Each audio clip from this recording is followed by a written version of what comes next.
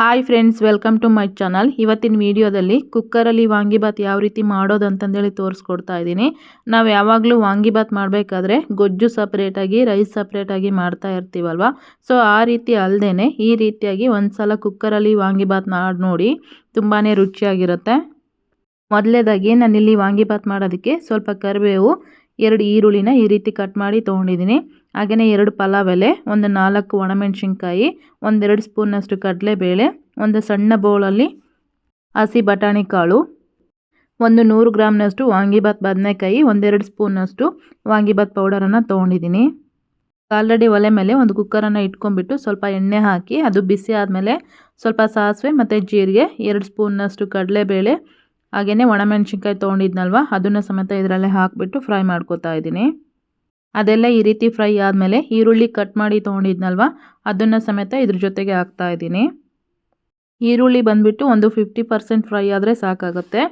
ಈ ರೀತಿ ಫ್ರೈ ಆದಮೇಲೆ ನಾನು ಇದಕ್ಕೆ ಬಟಾಣಿ ಕಾಳು ತೊಗೊಂಡಿದ್ನಲ್ವ ಅದನ್ನು ಸಮೇತ ಇದ್ರ ಜೊತೆಗೆ ಸೇರಿಸ್ಕೊತಾ ಇದ್ದೀನಿ. ನೋಡಿ, ಈ ರೀತಿ ಕುಕ್ಕರಲ್ಲಿ ಮಾಡ್ಕೊಳ್ಳೋದ್ರಿಂದ ವಾಂಗಿಬಾತ್ ಬಂದುಬಿಟ್ಟು ತುಂಬಾ ರುಚಿಯಾಗಿರುತ್ತೆ. ಅಂದರೆ ತುಂಬ ಸಾಫ್ಟಾಗಿರುತ್ತೆ ರೈಸ್ ಬಂದುಬಿಟ್ಟು.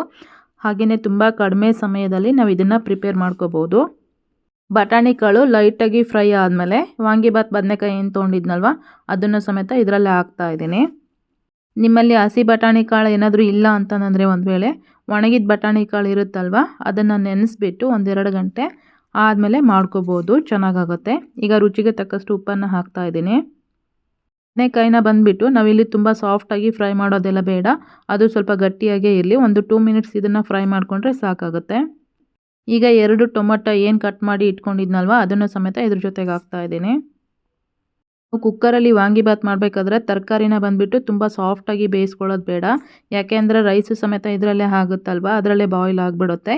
ಈಗ ಹುಣಸೆ ಹಣ್ಣಿನ ರಸ ಏನು ತೊಗೊಂಡಿದ್ನಲ್ವ ಅದನ್ನು ಇದ್ರ ಜೊತೆಗೆ ಸೇರಿಸ್ಕೊತಾ ಇದ್ದೀನಿ. ನೋಡಿ, ಇದನ್ನು ನಾವೀಗ 1-2 ನಿಮಿಷ ಮೀಡಿಯಮ್ ಫ್ಲೇಮಲ್ಲಿ ಇಟ್ಕೊಂಡ್ಬಿಟ್ಟು ಎಲ್ಲನೂ ಒಂದ್ಸಲ ಈ ರೀತಿ ಮಿಕ್ಸ್ ಮಾಡ್ಕೊಳ್ಳೋಣ. ನಿಮಗೆ ಬೇಕು ಅಂತಂದರೆ ಇದ್ರ ಜೊತೆಗೆ ಸ್ವಲ್ಪ ಶುಂಠಿ ಮತ್ತು ಬೆಳ್ಳುಳ್ಳಿ ಪೇಸ್ಟ್ನು ಸಮೇತ ಹಾಕೋಬೋದು, ಅದು ಸಹ ರುಚಿ ಚೆನ್ನಾಗಾಗುತ್ತೆ. ಈಗ ವಾಂಗಿಬಾತ್ ಪೌಡರ್ ತೊಗೊಂಡಿದ್ನಲ್ವ ಅದನ್ನು ಸಮೇತ ಇದ್ರ ಜೊತೆಗೆ ಹಾಕ್ತಾ ಇದ್ದೀನಿ. ಈ ರೀತಿ ಪೌಡರ್ ಹಾಕ್ಕೊಂಡಿದ್ದಾದಮೇಲೆ ಎಲ್ಲನೂ ಒಂದ್ಸಲ ಈ ರೀತಿ ಮಿಕ್ಸ್ ಮಾಡ್ಕೊಳ್ಳೋಣ. ನಿಮಗೇನಾದರೂ ಸ್ಪೈಸಿಯಾಗಿ ಬೇಕು ಅಂತಂದರೆ 1 ಸ್ಪೂನ್ನಷ್ಟು ಚಿಲ್ಲಿ ಪೌಡರು ಸಮೇತ ನೀವು ಇದ್ರ ಜೊತೆಗೆ ಹಾಕ್ಕೋಬೋದು. ನಾನಿಲ್ಲಿ ಈ ವಾಂಗಿಬಾತ್ ಮಾಡೋದಕ್ಕೆ 1.5 ಕಪ್ನಷ್ಟು ಅಕ್ಕಿಯನ್ನು ತೊಗೊಂಡಿದ್ದೀನಿ. ಅದನ್ನು 1-2 ಸಲ ವಾಶ್ ಮಾಡಿಬಿಟ್ಟು ಕುಕ್ಕರಲ್ಲಿ ಸೇರಿಸ್ಕೊತಾ ಇದ್ದೀನಿ. ಈ ರೀತಿ ಅಕ್ಕಿಯೆಲ್ಲ ಹಾಕ್ಕೊಂಡಿದ್ದಾದಮೇಲೆ ಒಂದು ಸಲ ಮಿಕ್ಸ್ ಮಾಡಿಬಿಟ್ಟು ಇದಕ್ಕೆ 3 ಗ್ಲಾಸ್ನಷ್ಟು ನೀರನ್ನು ಸೇರಿಸ್ಕೊತಾ ಇದ್ದೀನಿ ನಾನು. ನಾವು ಯಾವಾಗಲೂ ಕುಕ್ಕರಲ್ಲಿ ರೈಸ್ ಮಾಡಬೇಕಾದ್ರೆ ನೀರನ್ನು ನೋಡಿ ಕರೆಕ್ಟಾಗಿ ಹಾಕ್ಕೋಬೇಕಾಗತ್ತೆ. ಆಲ್ರೆಡಿ ಸ್ವಲ್ಪ ಮಸಾಲೆ ಒಳಗೂ ಸಹ ನೀರಿರುತ್ತಲ್ವ, ಸೊ ಅಕ್ಕಿ 1 ಗ್ಲಾಸ್ ತೊಗೊಂಡ್ರೆ ನಾವು 2 ಗ್ಲಾಸ್ನಷ್ಟು ನೀರನ್ನು ಹಾಕ್ಕೊಂಡ್ರೆ ಸಾಕಾಗುತ್ತೆ. ಇಲ್ಲಿ ನಾನಿಲ್ಲಿ 1.5 ಗ್ಲಾಸ್ನಷ್ಟು ಅಕ್ಕಿಗೆ 3 ಗ್ಲಾಸ್ನಷ್ಟು ನೀರನ್ನು ಸೇರಿಸ್ಕೊಂಡಿದ್ದೀನಿ. ಈಗ ಕೊನೆಯದಾಗಿ ಸ್ವಲ್ಪ ಕೊತ್ತಂಬರಿನ ಈ ರೀತಿ ಗಾರ್ನಿಷ್ ಮಾಡ್ಕೊತಾ ಇದ್ದೀನಿ. ಉಪ್ಪೇನಾದರೂ ಕಡಿಮೆ ಆಯಿತು ಅಂತಂದರೆ ನಾವಿಲ್ಲಿ ಸ್ವಲ್ಪ ಅಡ್ಜಸ್ಟ್ ಮಾಡ್ಕೋಬೋದು. ನನಗಿಲ್ಲಿ ಸ್ವಲ್ಪ ಉಪ್ಪು ಕಡಿಮೆ ಆಯಿತು ಅಂತ ಅನ್ನಿಸ್ತು, 1/4 ಟೀ ಸ್ಪೂನಷ್ಟು ಉಪ್ಪನ್ನು ನಾನು ಸೇರಿಸ್ಕೊತಾ ಇದ್ದೀನಿ. ಒಂದು ಸಲ ಇದನ್ನು ಮಿಕ್ಸ್ ಮಾಡ್ಕೊಂಡ್ಬಿಟ್ಟು ಎಲ್ಲನೂ ಒಂದು ಕುದಿ ಬಂದಮೇಲೆ ನಾವು ಇದನ್ನು ಕುಕ್ಕರ್ ಮುಚ್ಚಳ ಮುಚ್ಚಿಬಿಟ್ಟು 1-2 ವಿಸಿಲ್ ತೆಗೆಸ್ಕೊಂಡ್ರೆ ಸಾಕಾಗುತ್ತೆ. ರೈಸ್ ನೀಟಾಗಿರುತ್ತೆ. ಇದನ್ನು ಮಾಡ್ಕೊಳ್ಳೋದಂತೂ ತುಂಬಾ ಸುಲಭ, ತುಂಬ ಫಾಸ್ಟಾಗಿ ನಾವು ಇದನ್ನು ಮಾಡ್ಕೋಬೋದು.